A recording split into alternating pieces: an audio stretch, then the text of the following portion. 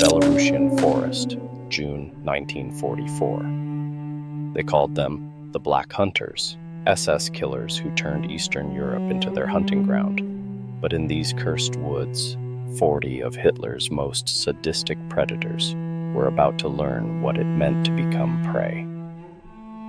From the depths of my collection, the War Maestro brings you a tale where nature itself rose up against human monsters, and a forest of the dead taught murderers the true meaning of terror. The summer of 1944 marked a turning point in the Eastern Front, as Operation Bagration unleashed the full might of the Soviet war machine against German forces in Belarus. Desperation gripped the Wehrmacht's command.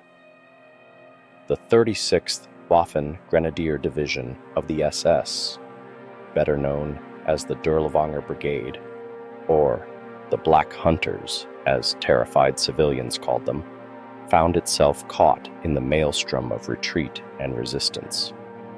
Their reputation preceded them like a dark cloud. Where the Black Hunters went, only ashes and mass graves remained. Hauptsturmführer Klaus Dietrich stood before his assembled patrol in the pre-dawn gloom, studying the faces of the 40 men under his command.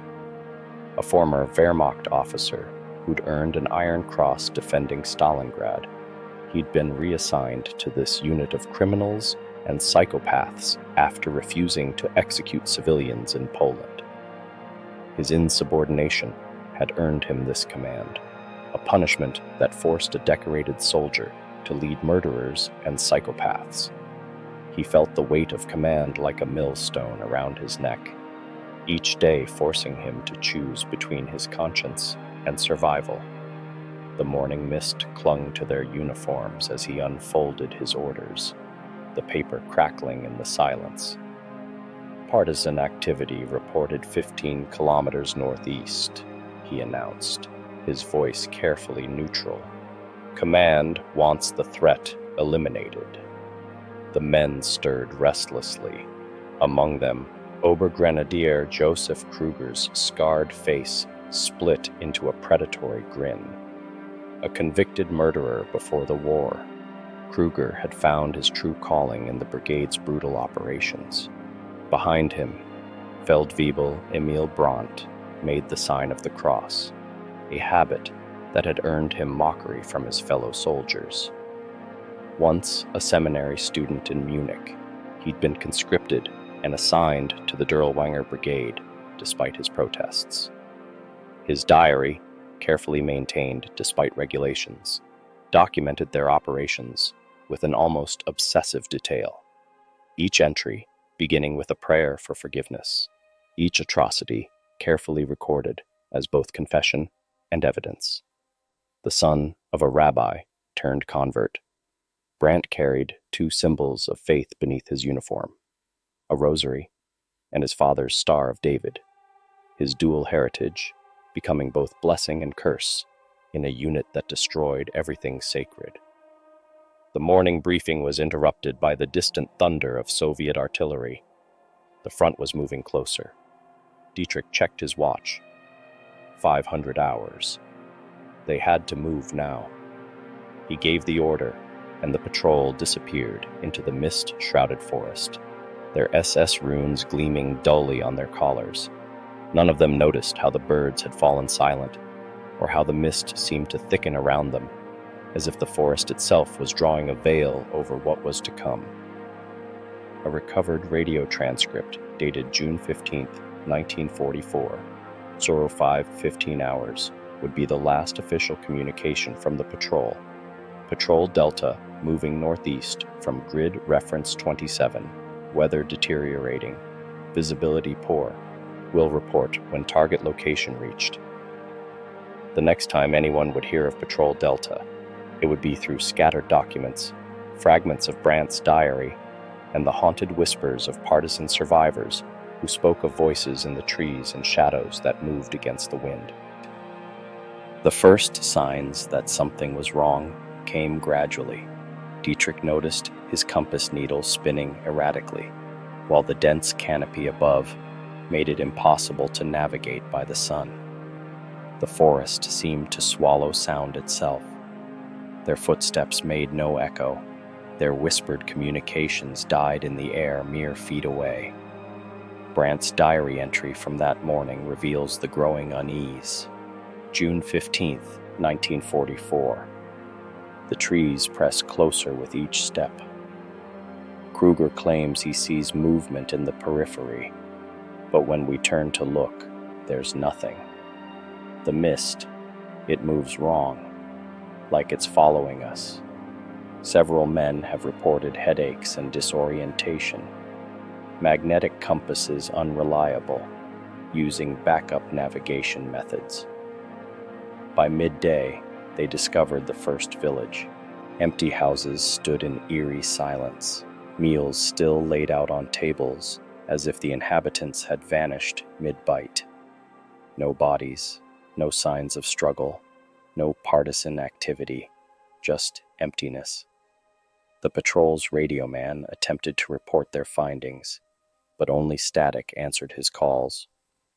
A recovered NKVD document, dated 2 weeks later, would describe similar phenomena.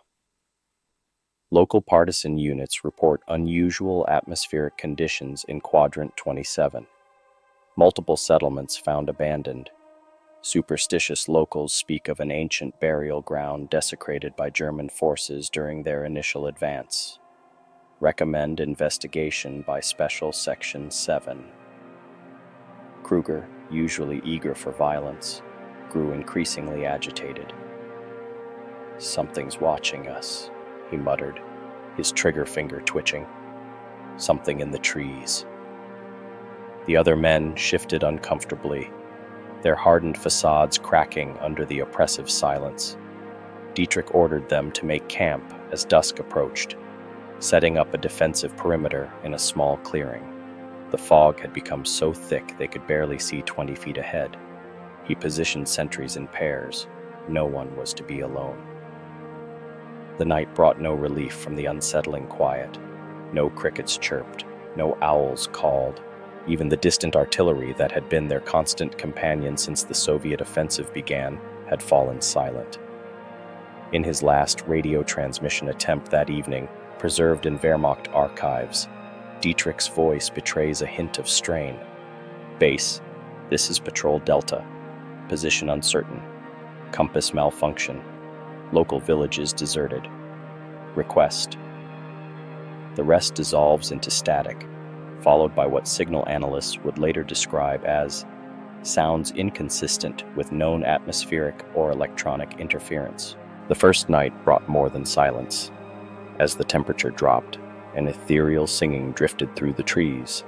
A woman's voice, distant yet crystal clear, weaving a mournful Belarusian lullaby.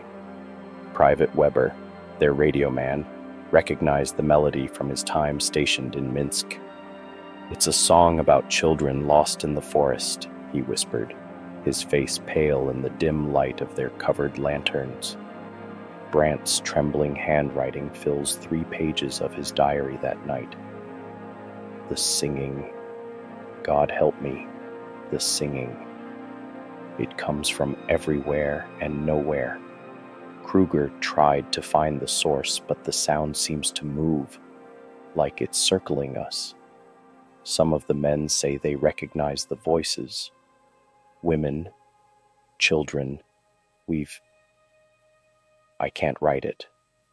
The things we did in those villages, they follow us now. Near midnight, Schneider and Muller, posted on the perimeter, reported movement in the underbrush. They found a cluster of dead rabbits arranged in a perfect circle, their bodies twisted unnaturally, facing inward. Most disturbing was the lack of blood or visible wounds. They looked as if they had simply stopped living. A recovered fragment of Dietrich's official report attempts to rationalize possible partisan psychological warfare tactics.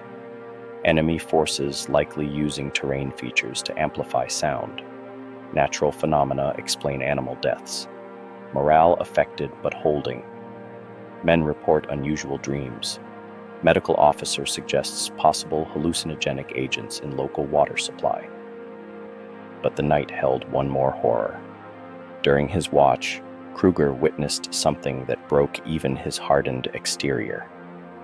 His debriefing statement, found in a waterlogged SS folder months later, describes faces in the mist, not human faces, but something wearing human faces, like masks. They smiled with too many teeth. They had her face, the woman from Munich Y, the one they convicted me for, but her eyes were wrong. All their eyes were wrong. By dawn, the patrol had suffered its first casualty, though not from any visible enemy. Private Fisher was found at his post, alive but catatonic, his rifle unfired, his eyes wide and unblinking. No amount of shaking or shouting could rouse him from his stupor. The only clue to his condition was a phrase he kept repeating in a child's sing-song voice. They want us to see what we did. They want us to see. The disappearances began at dawn. First to go was Fisher, his vacant body simply empty when the morning watch checked on him. No footprints led away from his post. No struggle disturbed the dew-laden grass. Only his helmet remained, filled with stagnant black water that no one had seen fall from the cloudless sky. Brandt's diary grows increasingly erratic. June 16th, 1944. 3 more gone. Hoffman vanished during patrol. Wagner and Klein disappeared from the latrine area. Their equipment left behind, arranged with impossible precision. Kruger swears he heard them screaming, but the sounds came from above the trees. The forest is hunting us. No, not the forest. Something older. Something that remembers.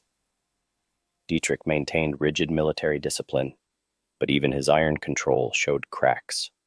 He ordered the remaining men to gather in a tight defensive formation, back to back, weapons ready.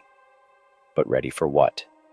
Their guns seemed useless against an enemy they couldn't see, couldn't fight. The mist continued to swirl around them, carrying whispers in a dozen languages: German, Polish, Russian, Yiddish, the voices of all those who had fallen to the Dirlewanger Brigade's savage campaigns. A Soviet reconnaissance report, dated June 20th, offers an outside perspective. Village elder near Polotsk speaks of German patrol trapped in the dark place. Says the old graves were disturbed during their spring offensive. Ancient things awakened. Local partisans ordered to avoid Grid 27. The forest will deal with them. By nightfall, 17 men had vanished. Those remaining watched in horror as Private Weber, their radio man, simply faded from sight while standing in their midst. There, one moment, transparent the next, like a photograph, slowly bleaching in the sun.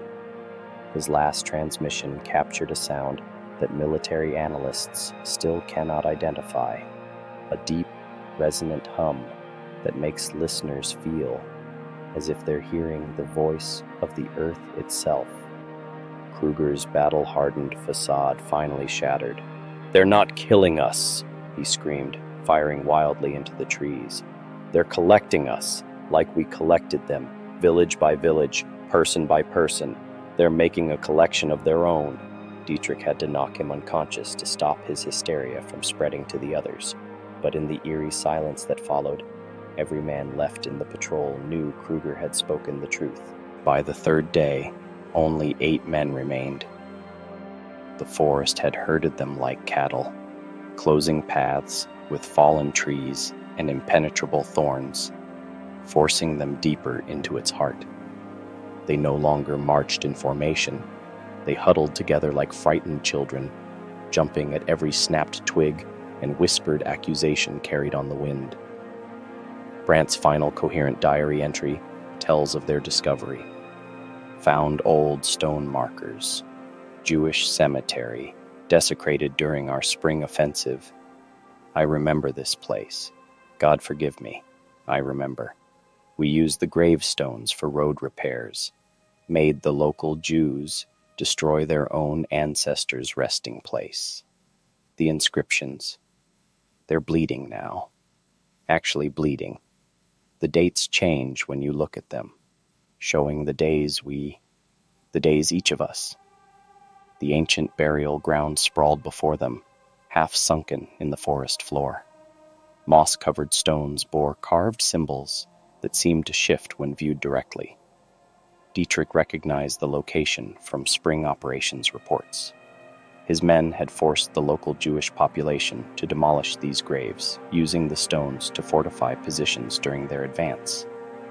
Now the displaced headstones had returned, arranged in a vast spiral that drew the eye inward to its center. A yellowed page from Kruger's mandatory psychological evaluation, dated March 1944, provides chilling context. Subject displays no remorse for civilian casualties, takes particular pleasure in desecrating religious sites, claims to keep trophies, recommended for special operations in Dirlewanger Brigade. As night fell, they found themselves unable to leave the spiral's confines. Each attempt to exit led them back to the center, where a fresh grave yawned open, exactly sized for their remaining number. The earth around it was disturbed not by shovels, but by hands reaching upward. Private Lehman broke first. He ran screaming into the darkness, only to emerge from the opposite direction, stumbling back into their midst. But something was wrong with his movements, his face, his voice. He spoke in multiple voices at once. Some they recognized from villages they'd pacified, others in languages none of them knew. "We are the collection," Lehman said in a chorus of the dead. "We are all the souls you hunted. The black hunters become the hunted. Every village you burned, every family you destroyed, we remember. And now, we gather you." Only Dietrich, Brandt, and Kruger remained by dawn. The night had claimed the others, each drawn into the darkness by voices they recognized, by hands they remembered breaking. Lehman's fate proved the worst. They watched as faces pressed outward from beneath his skin, faces of villagers he'd executed until he simply collapsed into a pile of empty clothing. A fragment of Brandt's final diary pages, discovered months later by Soviet forces, bears witness. The stones speak their names now. Every person, every village. Dates of their deaths carved by invisible hands. Kruger tried shooting the markers. The bullets passed through, but the impact wounds appeared on his body instead. Dietrich says we must face our judgment. He's right. We're beyond escape now. They tried burning their way out, using their last grenades to create a firebreak. But the flames turned back on them, forming a ring that pushed them toward the spiral's center. The smoke took shapes, women clutching children, old men with prayer books, faces they'd watched vanish into mass graves across Belarus. From Dietrich's final report, the paper stained with what analysts would later confirm was soil from 6 different mass grave sites. The judgment comes, not from high command, not from allied courts, but from the very earth we stained with innocent blood. Let this record show, we face the end knowing our crimes. The forest passes its sentence. Kruger, his sadistic bravado shattered, fell to his knees before the central grave. "I see them all now," he sobbed. "Every face, every scream. They're not just memories anymore." The ground beneath him began to soften, hands reaching up to gently, almost lovingly, pull him down. He didn't resist. Brandt clutched his rosary, the metal burning cold against his skin. His prayers shifted from Latin to Hebrew, words he'd heard in villages now empty, syllables that carried the weight of all they'd done. The mist around him took form, not monsters, but witnesses. Thousands of eyes watching, waiting, remembering. The official Wehrmacht records list Patrol Delta as missing in action during Operation Bagration. But the true story emerged through fragments, Soviet after-action reports, partisan accounts, and most tellingly, what was discovered at the site months later. A Red Army investigation team, led by NKVD Major Alexei Volkov, found the patrol's camp on September 12, 1944. His classified report describes the scene.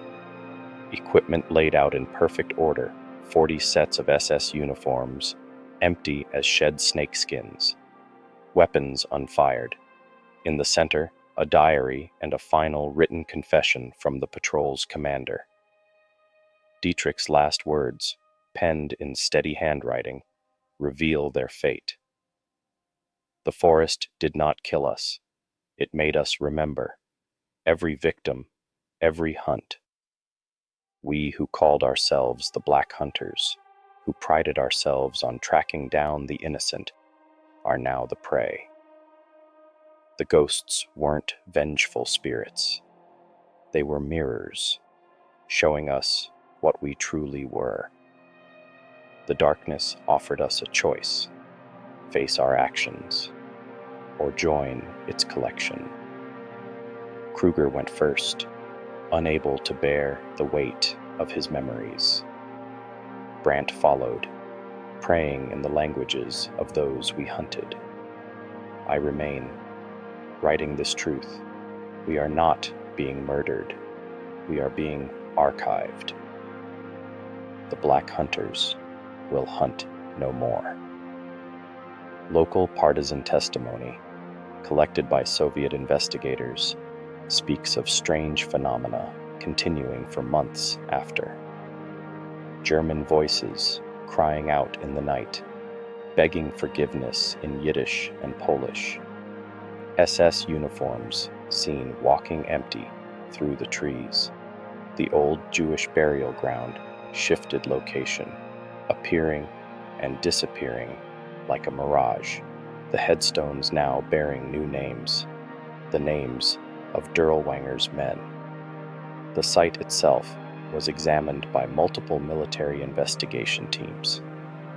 Each reported the same peculiarities: compass needles spinning wildly, radio equipment playing voices from past massacres, photographs developing with impossible shadows.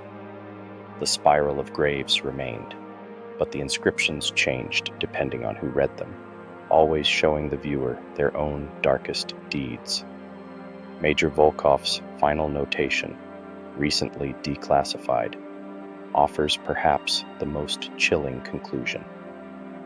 The forest doesn't kill. It collects.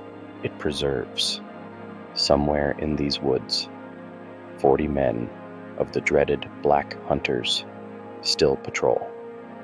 Not as ghosts, but as exhibits in a museum of atrocity.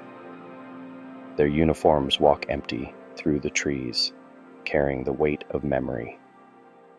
The forest ensures they will never stop walking, never stop remembering, never stop witnessing what they did. Those who hunted the innocent are now forever hunted by their own guilt. This is not vengeance. This is archive. If this tale from the War Maestro's archive haunts your thoughts, remember, even the most feared hunters can become the hunted. Subscribe to join our ranks of Dark History's keepers and activate that notification bell to be alerted when another classified file emerges from the shadows. Leave a mark of your witness with a like. Share this story with those who understand that sometimes the hunters of history face judgment from forces beyond our understanding. Comment below. Have you heard whispers of other military units that preyed upon the innocent only to face mysterious ends? Or perhaps you know of places where those who hunted others found themselves becoming the prey. Remember, the War Maestro's archive chronicles the fate of predators and prey alike, and somewhere in these haunted forests, the Black Hunters still march their eternal patrol, forever hunted by the shadows of their own crimes.